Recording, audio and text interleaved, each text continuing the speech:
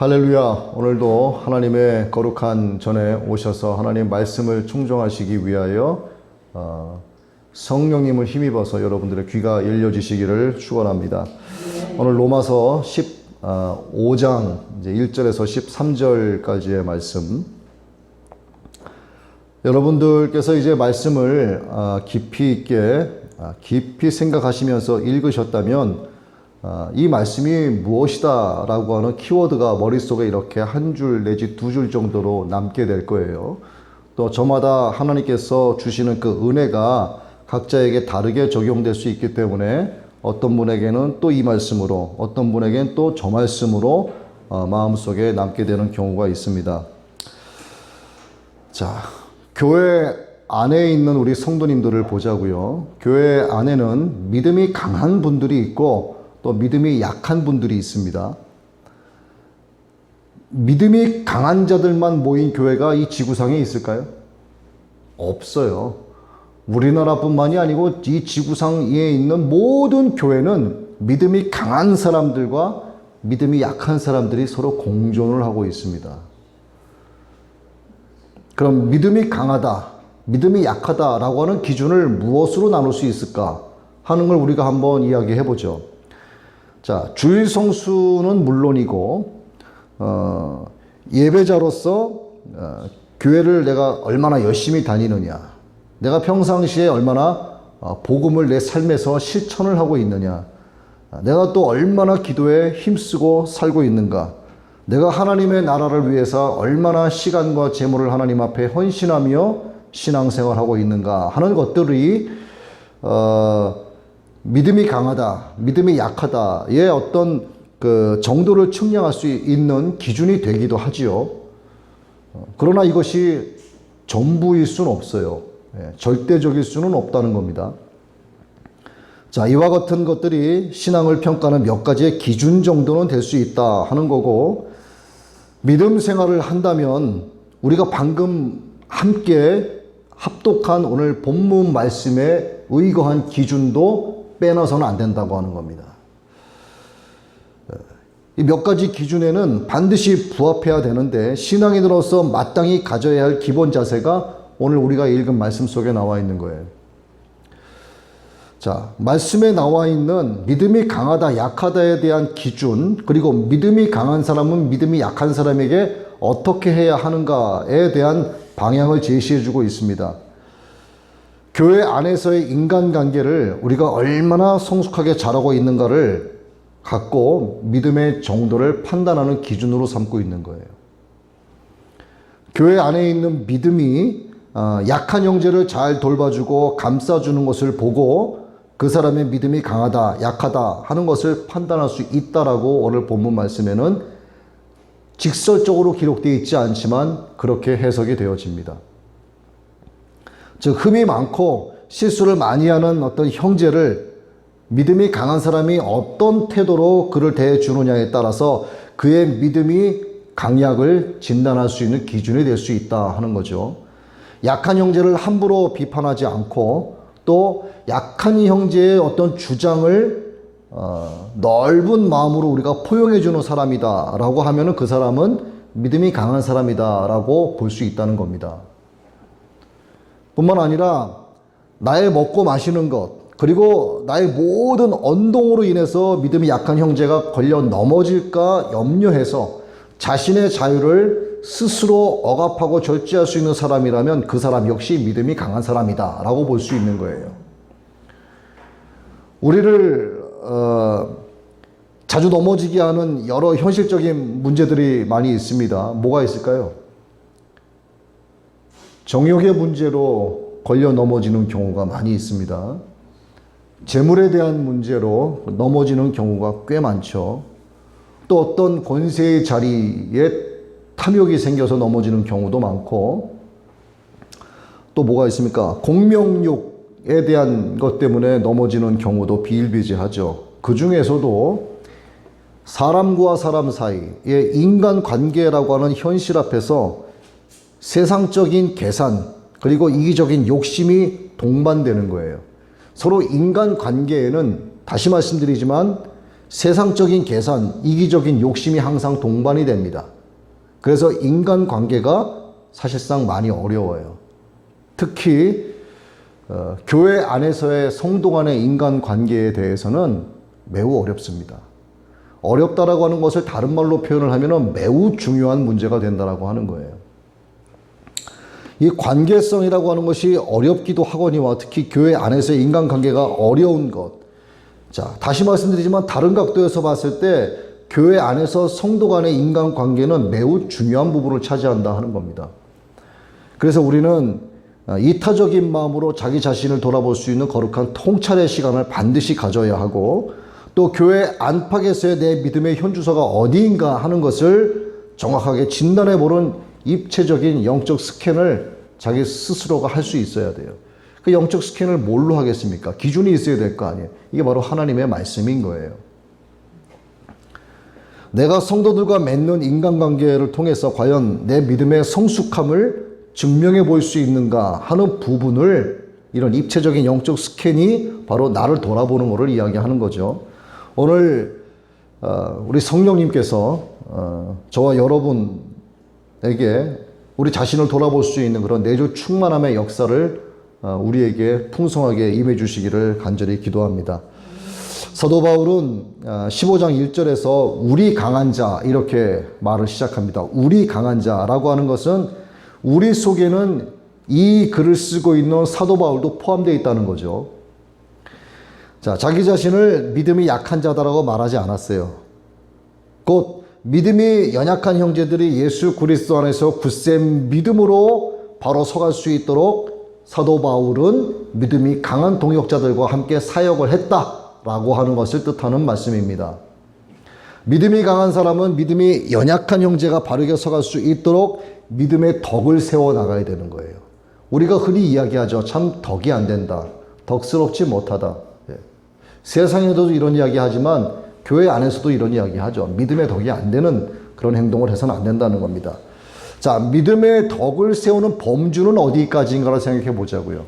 그것은요, 삶의 전반입니다. 전반. 어느 일부분이 아니라 신앙이나 삶의 전체적인 분야에서 전 범주에서 믿음의 덕을 세워 나가야 된다. 어디가 있을까요? 교회는 물론이고 가정도 물론이고 학교에서 직장에서 사업장에서 어떤 동창회 모임에서 어떤 동아리 모임에서 어떤 친구들 사이에서 어떤 자리에 서건 믿음의 범주가 삶 전반이기 때문에 믿음의 덕을 세우는 데 있어서 신경을 바짝 쓰면서 살아야 되는 거예요. 믿음이 연약한 사람이 강한 믿음으로 성장해 나가는 데는 믿음 좋은 성도들의 많은 보살핌과 도움을 필요로 한다는 거예요. 믿음이 강한 사람들을 본보기로 믿음이 약한 사람들은 바라봅니다. 그렇기 때문에 언제 어디서 누가 나를 지켜보는지 모르는 거예요. 그 사람의 눈이 무서운 것이 아니고 하나님께서 항상 나를 지켜보고 계시기 때문에 그래요. 믿음이 연약한 사람들은 믿음이 강한 사람들의 본보기로서 항상 모든 언행을 조심해야 되고 하나님 말씀 중심으로 살아가야 한다는 것. 그래서 삶의 전반에서 믿음의 덕을 세워 나가야 한다 하는 거죠. 반면에 이제 믿음이 약한 사람들은 강한 자를 위해서 사실은 할 일이 별로 없어요. 그래서 믿음이 강한 사람이 많은 교회일수록 그 교회는 살아있는 교회다. 또 사랑이 넘치는 교회다. 하나님의 말씀이 운동력으로 살아있는 교회다. 이렇게 말할 수 있는 겁니다. 사실 교회는요, 세상의 여러 단체들과는 다릅니다. 가장 이질적인 사람들이 많이 모여있는 곳이 교회예요. 낚시나 등산, 어떤 바이커들의 어떤 그 모임처럼 어떤 취미가 같기를 합니까? 아니면 어떤 특정 연령대가 모여있기를 합니까? 취미든 특기든 연령대든 성별이든 하나 비슷한 구석에 있는 사람들끼리 모인 게 없어요. 남녀노소는 물론이고 심지어는 젖먹이 아기까지 모여있는 곳이 바로 교회예요. 비슷한 구석이 사실은 없어요. 이처럼 서로 다른 성질을 가진 사람들이지만 이렇게 서로 다른 사람들이 예배당이라는 곳에 모여서 하나님을 찬양하고 경배하는 것은 눈에 보이지 않지만 바라는 것들을 실상으로 만들어주는 오직 믿음이다라고 하는 이 거룩한 띠 하나 때문에 모이는 거예요. 이 믿음이 없이는 하나가 될 수 없는 거겠죠.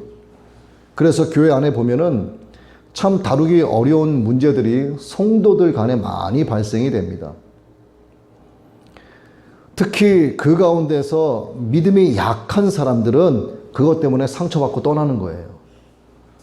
교회 안에서 하고 싶은 일이 있어도요, 믿음이 연약한 형제들은 자기가 행할 수 있는 힘이 부족합니다. 믿음이 강한 사람들이 막 나서서 하다 보니까 뒷전에 서서 우물쭈물하는 거예요.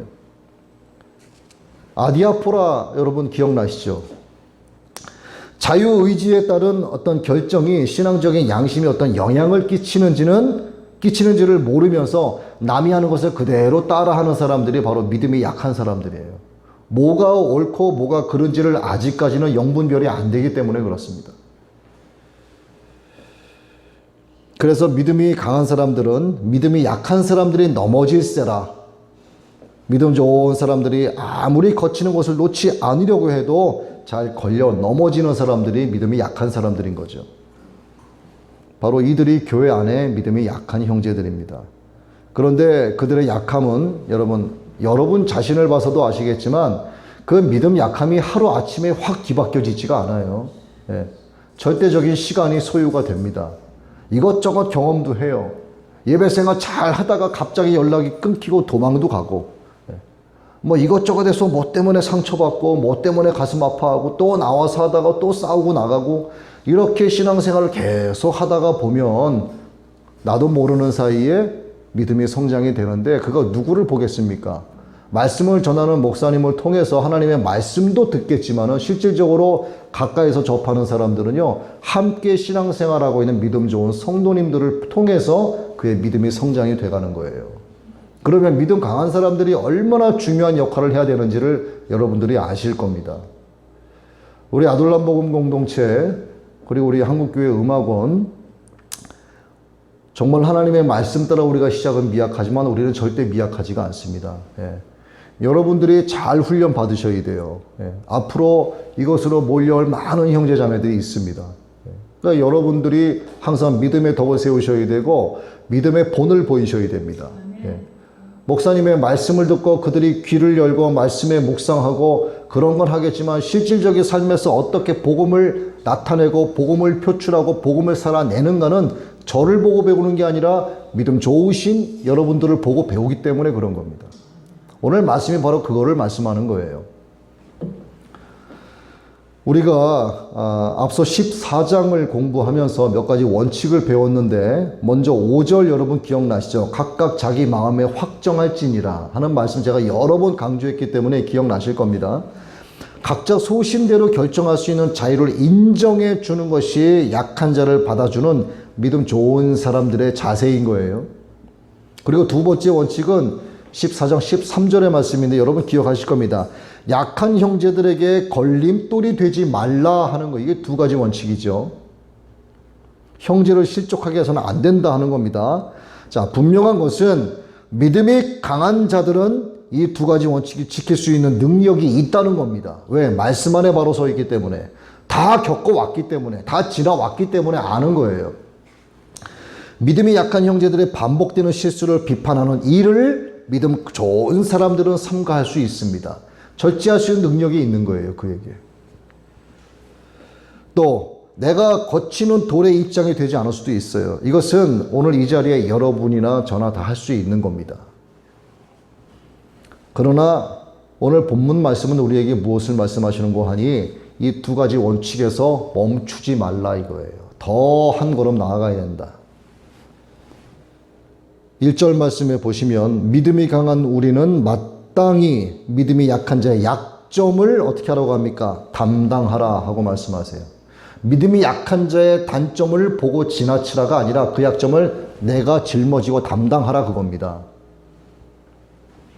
그리고 또 한 가지, 자기를 기쁘게 하지 말라. 자기를 기쁘게 하지 말라는 뜻은 곧 뭐죠? 이 뒤가 어떤 말이 붙으면 적당할까요? 자기를 기쁘게 하지 말고 내 형제를 기쁘게 하라 말이 붙을 수가 있는 거예요.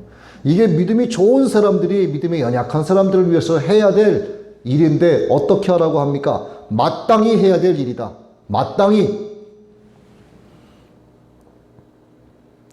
믿음이 약한 자에게는 약점이 있다고 했습니다. 약점. 그렇죠? 믿음이 약한 자의 약점이라고 말씀하시잖아요. 상처도 잘 받습니다. 남 비판도 잘합니다. 카멜레온 신앙을 갖고 있어요. 세상에 가면은 세상 빛을 내고 교회에 오면은 교인처럼 말하고 행동하죠. 제멋대로 신앙생활도 합니다. 마음에 거스르면 안 나와요. 전화도 안 받아요. 제대로 교회 다니고 싶어도요, 아직은 한쪽 다리가 마귀놈이 붙잡고 있기 때문에 나는 신앙생활 제대로 하고 싶어도 주일 성수마저 이 망둥이처럼 막 건너뛰는, 이게 다 믿음이 연약한 사람들이에요. 이런 과정을 여러분 다 겪으셨잖아요, 솔직히. 믿음이 약한 사람들에겐 이러한 약점이 있다 하고 본문 말씀에서 우리에게 가르쳐 주시는데, 그래서 믿음이 강한 사람은 믿음이 약한 자의 약점을 자기의 약점으로 가지고 와서 담당해라 이거예요. 네가 그걸 담당해라 이겁니다. 담당한다라고 하는 말은 짊어진다, 그렇죠? 내 것으로 받아들인다, 이런 의미죠. 이 담당한다, 짊어진다라고 하는 말을 가장 적절하게 표현한 선지자가 바로 이사야 선지자예요. 그는 실로 우리의 질고를 지고 우리의 슬픔을 당하였건을 우리는 생각하기를 그는 징벌을 받아 하나님께 맞아 고난을 당한다 하였노라. 또 우리는 다 양 같아서 그릇 행하여 각기 제 갈 길로 갔거늘 여호와께서는 우리 모두의 죄악을 그에게 담당시키셨도다. 우리의 모든 죄악을 담당시키셨도다. 오늘 본문에 나온 담당이라고 하는 단어와 주님께서 모든 우리의 죄악을 담당하셨다는 그 담당이 같은 뜻이에요. 원어로도.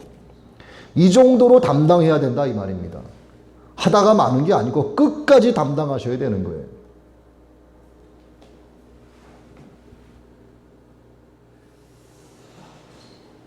믿음이 강한 성도들은 믿음이 연약한 형제들의 약점을 절대로 비판하지 말고 그의 약점을 나의 약점으로 받아들여야 한다 하는 뜻이죠. 그렇게 하는 것이 마땅한 일이다. 마땅히 해야 될 일이다 라고 말씀합니다. 하고 싶으면 하고 말고 싶으면 하지 마라가 아니죠. 반드시 그렇게 해야 된다는 거. 믿음이 강한 자들이라면 최하 이 정도 이상의 수준은 되어야 한다라고 하나님이 우리에게 요구하시는 거예요. 네가 그 정도는 해야 되지 않겠냐. 네 아들 예수가 너의 모든 죄악을 담당하지 않았느냐. 그럼 너도 담당하라 이거예요. 이것이 진정한 헌신이고요. 이것이 바로 희생입니다. 자기를 헌신하고 희생한다는 것은 자기를 기쁘게 하는 것이 아니라 내 이웃을, 내 형제를 기쁘게 하는 거죠. 그래서 1절 말씀을 한번 다시 읽어봅니다.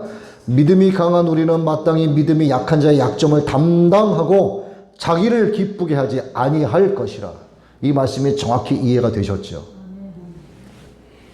자, 그러나 이렇게 하기 위해서는 분명한 목적 의식이 있어야 한다라고 말씀합니다. 2절 말씀 보죠. 우리 각 사람이 이웃을 기쁘게 하되 선을 이루고 덕을 세우도록 할지니라. 목적이 뭡니까? 하나님의 선하심을 이루는 것이고요. 믿음의 덕을 세우기 위해서 하는 겁니다. 또 이웃을 기쁘게 하는. 선을 이루고 덕을 세우는 것이 목적이 되어야 한다는 것. 선을 이룬다는 것은 약한 형제에게 도움을 주는 것을 의미하는데요. 유익을 주는 것을 말합니다. 덕을 세운다는 것은 형제의 믿음이 자라도록 도와주고 형제의 약점을 강하게 만들어주는 것을 의미하는데, 마치 건물을 세울 때 서로 이렇게 사람 인자 보셨죠? 서로 도움이 돼서 이렇게 붙잡아주는 것, 서로 붙들어 세워주는 것을 의미하는 거예요. 그래서 선을 이루고 덕을 세운다는 것을 하나로 묶으면 형제의 신앙과 인격을 키우기 위해서 나 자신이 희생해야 한다 하는 걸 말하는 겁니다. 지금 우리가 읽은 이 2절 말씀, 이것을요 고린도전서 10장 32, 33절에서 어떻게 표현을 하고 있는지 한번 잘 들어보세요. 유대인에게나 헬라인에게나 하나님의 교회에 거치는 자가 되지 말고 나와 같이 모든 일에 모든 사람을 기쁘게 하여 자신의 유익을 구하지 아니하고 많은 사람의 유익을 구하여 그들로 구원을 받게 하라. 이것이 믿음 좋은 사람들에게 요구하시는 하나님의 수준인 거예요. 믿음 좋은 사람들은 이 정도의 신앙 수준을 가져야 된다라고 하는 겁니다. 여기서 자신의 유익을 구하지 아니하고 많은 사람의 유익을 구하라는 말씀은 본문의 선을 이루고 덕을 세우라 하는 말씀과 같은 거예요.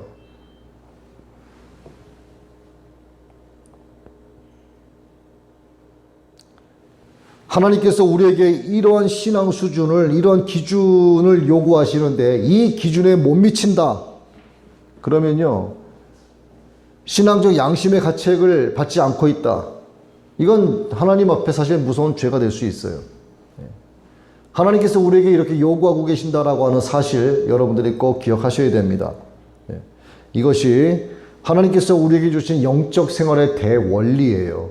여러분, 우리가 헌신 예배를 드린다, 신앙생활하면서 희생을 한다, 이런 거 많이 이야기하죠. 헌신, 희생, 추상적인 헌신은 필요 없는 겁니다. 여러분, 진짜 헌신이 바로 이거예요. 믿음에 연약한 자가 강한 믿음에 있는 자로 굳센 믿음으로 세워줄 수 있도록 믿음이 있는 내가 그를 돕는 겁니다. 그 약점을 내가 담당하는 것, 우리의 죄악을 주님이 질고로 짊어지시고 담당하신 것처럼 내 믿음 약한 형제를 내가 희생하고 내가 나를 죽여가면서 그의 믿음이 세워지도록 도와주고 보살펴주고 감싸주는 게 진짜 구체적인 헌신인 거예요. 이것이 영적 생활의 대원리다 하는 것을 잊지 마십시오.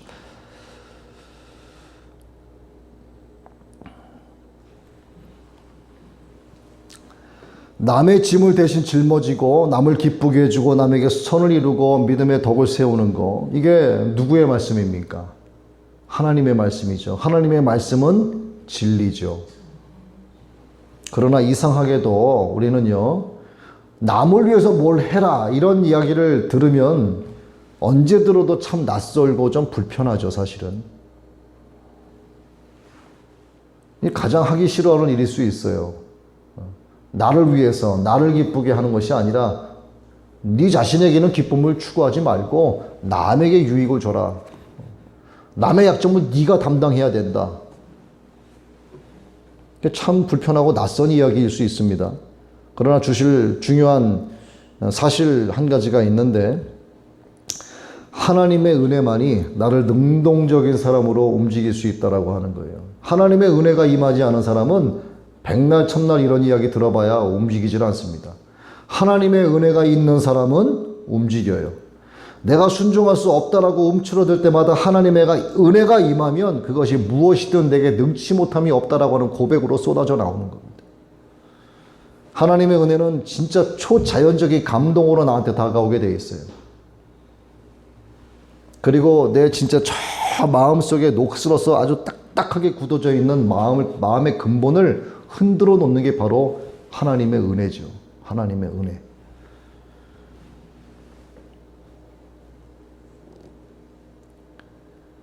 하나님께서 내 마음에 가마감동하셔서 저 밑바닥에 있는 내 마음을 흔들어 주시죠. 이 흔들림이 바로 동기부여인 거예요. 이 동기부여가 있게 되면은요, 이 동기부여가 바로 목적이 돼서 내가 살아가게 됩니다. 그러면 그 목적이 곧 나를 이끌어가는 게예요. 리 고렌 목사님이 쓰신 목적이 이끄는 삶, 그 책 내용을 이야기하는 게 아닙니다. 그건 아니에요.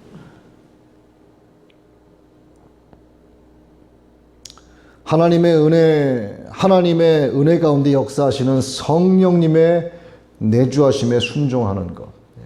그 순종하게 하는 것이 바로 내 마음의 근본을 흔드는 동기부여가 되고, 동기부여가 목적으로 변해서 목적이 나를 이끌어가는 삶이고, 이것을 한마디로 성령님의 이끄심에 순종하는 삶이다라고 하는 것.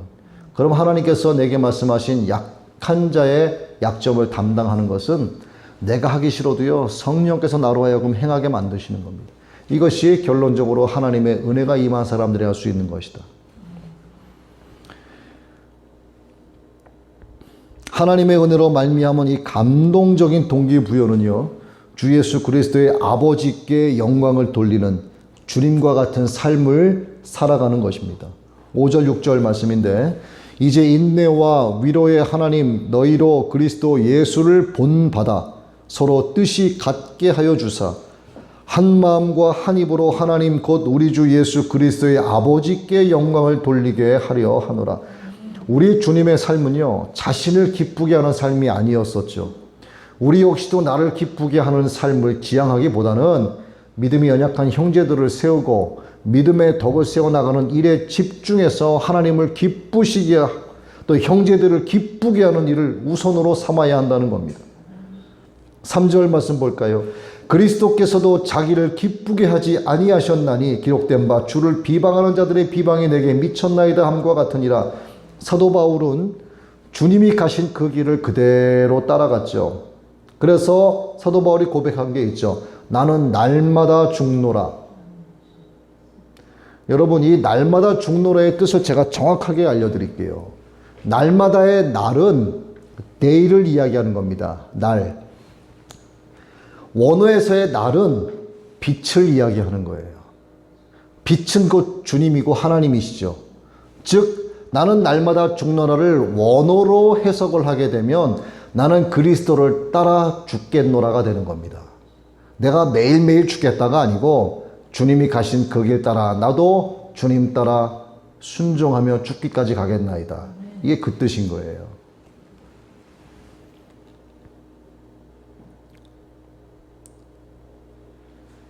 여러분들께서도 나는 날마다 죽노라, 주님 가신 그 길을 나도 따라가겠나이다, 그렇게 고백하게 되시기를 바랍니다. 자, 믿음이 약한 형제들을 기쁘게 해주는 일이 잘 안 될 수도 있어요. 근데 그 이유가 간단합니다. 아직도 예수 그리스도를 잘 알지 못해서 그런 거예요. 아직도 하나님을 아는 지식이 부족해서 그렇습니다. 즉 내가 믿는 자를 아는 지식이 부족하기 때문에 그런 거예요. 하나님을 제대로 아는 사람은 내가 어떤 존재인지를 알죠. 반대로 내 존재가 어떤 존재다라고 하는 것을 아는 사람은 하나님의 존재를 압니다. 이게 내가 믿는 자를 아는 지식이 기본인 거예요. 하나님을 아는 지식이 부족하다라고 하는 것은 내가 도대체 어떤 존재인지조차 아직도 모르고 있는 겁니다. 그러니 무슨 믿음 약한 형제의 약점을 담당할 수 있겠습니까? 자기 밖으로 또 못 챙기는데.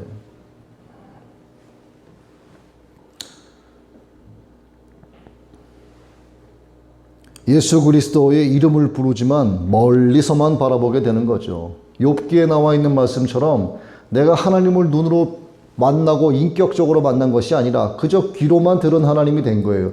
우리 목사님이 말씀하시는 그 하나님이 된 겁니다. 저 권사님이 말씀하시는 그 예수님, 이 정도밖에 안 되니까 약한 자의 믿음을 내가 담당한다라고 하는 것은 그 능동적으로 움직일 수가 없는 겁니다. 곧 하나님의 은혜가 그에게 임하지가 않는 거죠. 우리 주님께서는 이 세상에 오셔서 하나님을 비방하는 세상 사람들의 저주를 홀로 다 받아가셨죠.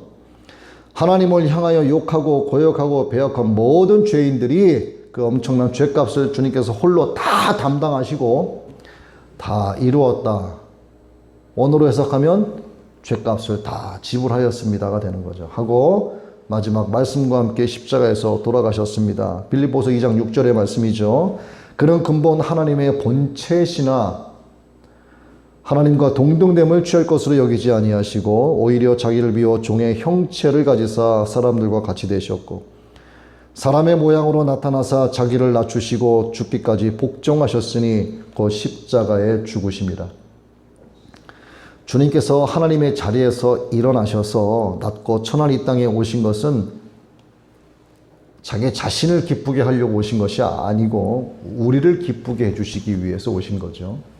주님께서 종의 모습으로 말밥통에서 탄생하신 것은 자기의 기쁨을 포기하시고 우리의 기쁨을 위해서 그렇게 하셨죠.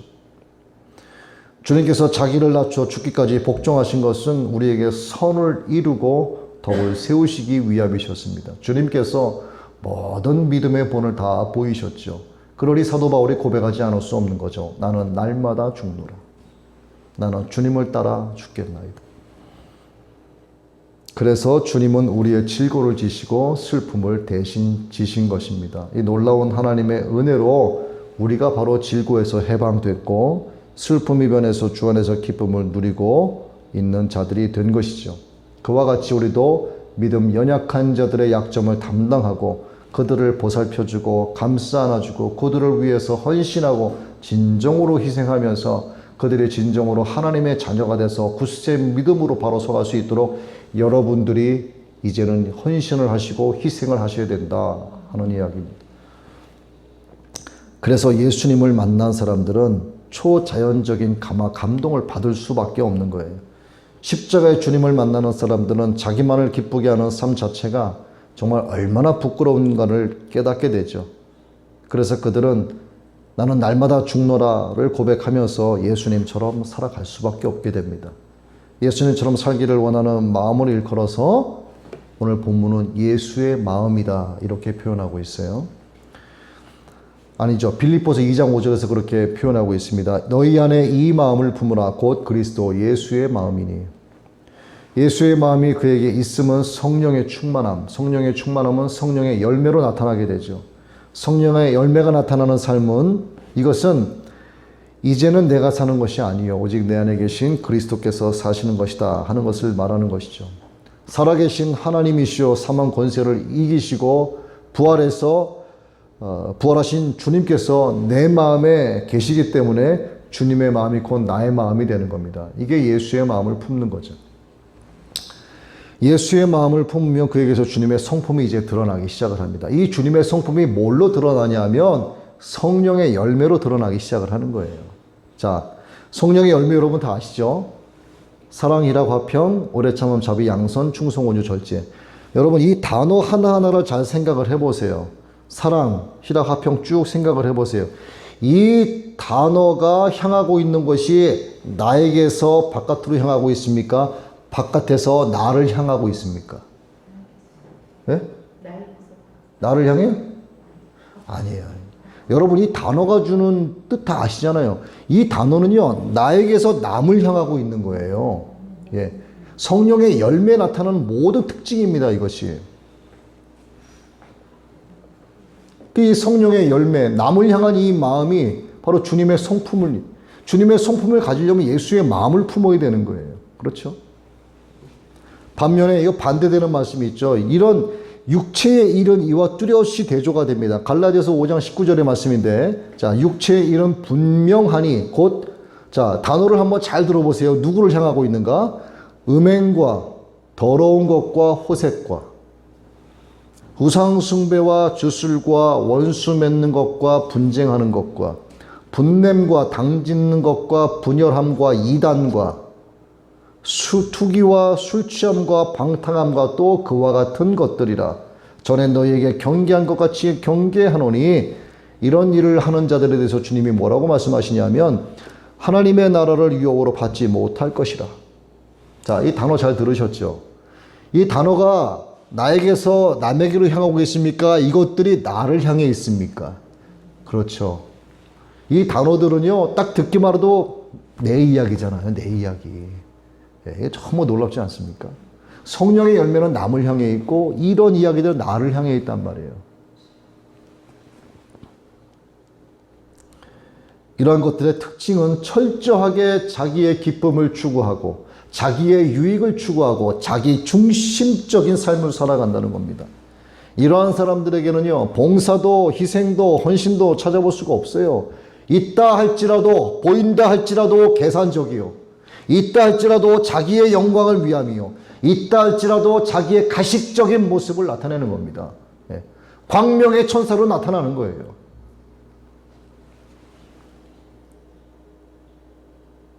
그래서 우리가 믿음 약한 형제자매들을 그들의 약점 우리가 감싸 안고 보살펴주고 그들의 굳센 믿음을 위해서 우리가 믿음의 덕을 내세우며 믿음 강한 자로서 올바른 자세를 마땅히 행하면서 살아가기 위해서는 예수의 마음을 품어야 된다는 겁니다. 이것을 거부하면 어떻게 될까요? 주님도 그를 거부하십니다. 우리가 어떻게 해야 예수님의 마음을 품는가? 우리가 어떻게 해야 주님 닮아가는 삶을 주님의 수준까지 우리가 끌어올리면서 하나님께서 우리에게 요구하시는 그 신앙 수준에 우리가 다다를 수 있을까 하는 걸 한번 보죠. 4절 말씀입니다. 무엇이든지 전에 기록된 바는 우리의 교훈을 위하여 기록된 것이니 우리로 하여금 인내로 또는 성경의 위로로 소망을 가지게 함이라. 자, 우리를 교훈하기 위해서 기록되었다라고 말씀하고 있습니다. 내 안에 예수님의 마음을 품는 것이 우선이요. 그 품은 마음을 지키고 이행하기 위해서는 강한 생명력이 있고 운동력 있는 하나님의 말씀을 부지런히 먹어야 되고 또 축적해야 되고 거룩한 영적 에너지로 하나님을 기쁘게 하는 또 형제들을 기쁘게 하는 삶을 살아야 한다는 겁니다. 예수님의 마음을 품고 가만히 있으면요. 주님의 성품으로 올라가지지가 않는 거예요. 품고만 있으면 안 됩니다. 이게 저절로 자라는 게 아니에요. 어떻게 자라느냐? 뭐 들어오는 에너지가 있어야지 자라죠. 이게 바로 하나님의 말씀을 먹어야지만 자란다 이 말입니다. 그래야만 내 안에 품은 예수 그리스도의 마음이 자라게 되는 거예요. 말씀을 먹는 자는 자신의 악한 성품이 깨어지고 예수님이 다스리시는 심령으로 바뀌어지는 것을 체험하게 되는 거죠. 나 자신도 모르는 사이에 예수님처럼 자기를 기쁘게 하지 않고 약한 자의 약점을 내가 능동적으로 담당하게 되는 거예요. 내가 애써 하는 것이 아니고 왜? 하나님의 은혜가 내 근간을 흔들어 놔서 동기부여를 거룩하게 주시고 그것이 목적이 되어 나를 이끌어가기 때문에 나도 모르는 사이에 믿음 약한 자의 약점을 내가 담당하고 있는 거예요.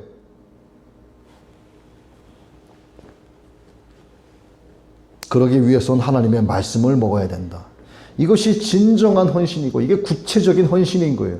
추상적인 헌신 예배는 의미가 없습니다. 이렇게 우리가 하나님의 말씀으로 교훈받고 책망받고 의로 교육받는 이유가 무엇이냐?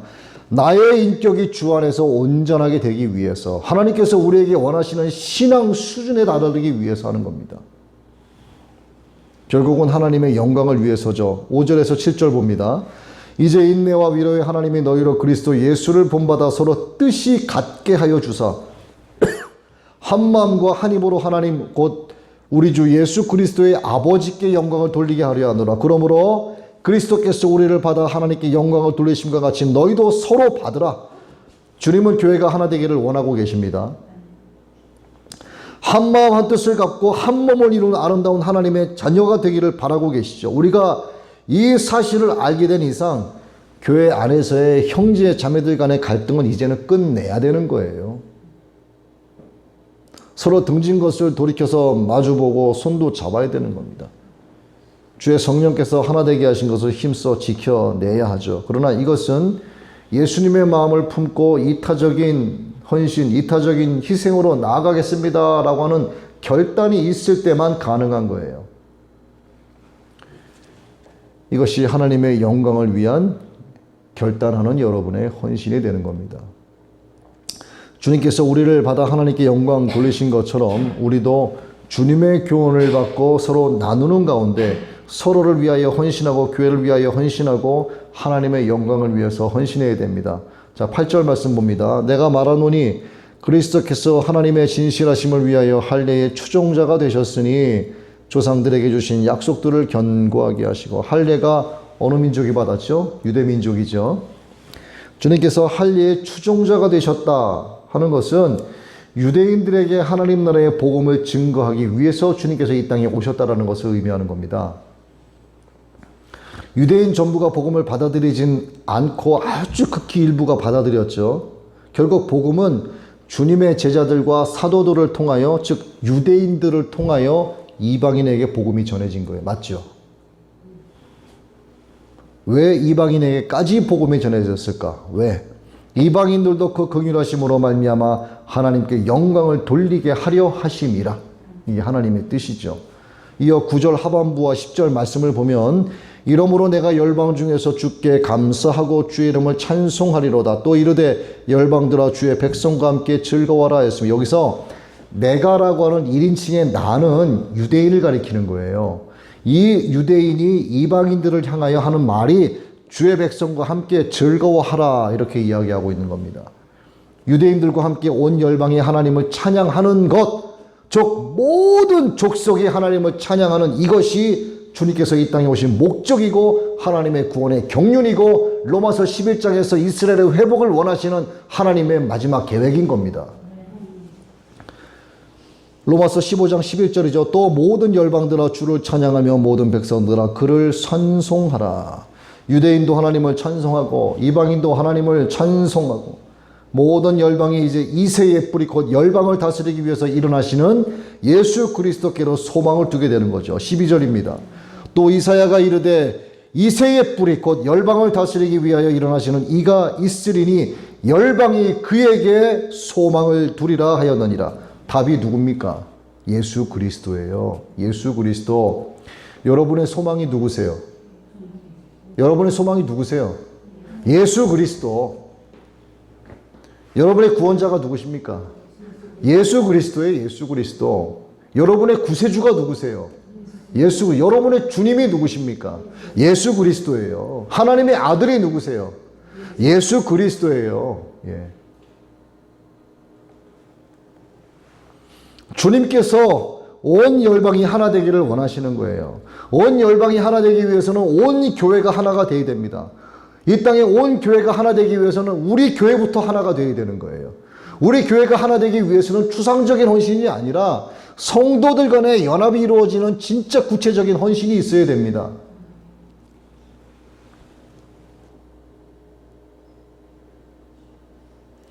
성도들 간에 하나 되기 위해서는 한 아버지 아래 형제 자매들의 약점과 단점을 그나마 믿음 좋은 사람들이 감싸 안고 안아주고 보살펴주고 그가 믿음이 강하게 세워지도록 내가 항상 믿음의 덕을 나를 헌신해 가면서 세워 나가주는 것. 그래야지만 성도 간에 연합이 생기는 거고 하나가 되는 거죠. 그래야지 교회가 연합이 되고요. 그래야지 온 열방이 하나님을 찬송하고 예수 그리스도께 소망을 품게 된다 이 말입니다. 교회 안에서 하나됨을 방해하거나 깨트리는 사람은 하나님의 사랑의 본질에 대적하는 사람인 거예요. 교회 안에서의 형제의 화목을 깨트리는 사람은 하나님의 구원의 목적을 방해하는 사람이요 하나님의 영광을 빼앗아가는 사람입니다. 예수님의 마음 품고 예수님처럼 살아가야 되죠. 나를 기쁘게 하지 말고 형제를 기쁘게 하는 정말 작은 예수가 되어야 합니다. 여러분들이 온전한 헌신, 온전한 희생이 신앙생활의 일상으로 자리 잡아야 되는 것이죠. 이것이 바로 시작입니다. 여러분, 끝을 보면은 시작이 어땠는가를 알 수가 있죠. 시작은 끝에 나타나는 결론을 통해서 평가받게 됩니다. 여러분들은 지금 오늘이 시작인 거예요. 그럼 여러분의 끝이 어떤지 이미 답이 나온 겁니다. 여러분들의 끝에 가서 하나님의 심판대 앞에서 우리 주님께서 중보자가 되어주셔서 어서 와라 고생했다라고 안아주시면 여러분의 시작이 지금 이러하기 때문에 그러한 결론을 맺게 되는 겁니다. 여러분 시작과 끝이 매우 먼 것 같죠? 그렇지 않습니다. 1년 12월과 그 다음 해 1월은요. 끝과 끝이 붙어 있는 거예요. 시작이 곧 끝이란 얘기입니다. 아직 멀었다가 아니에요.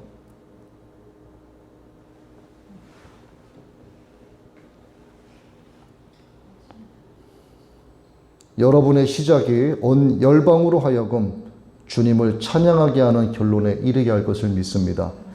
우리 13절 말씀 읽고 말씀 마치도록 합니다.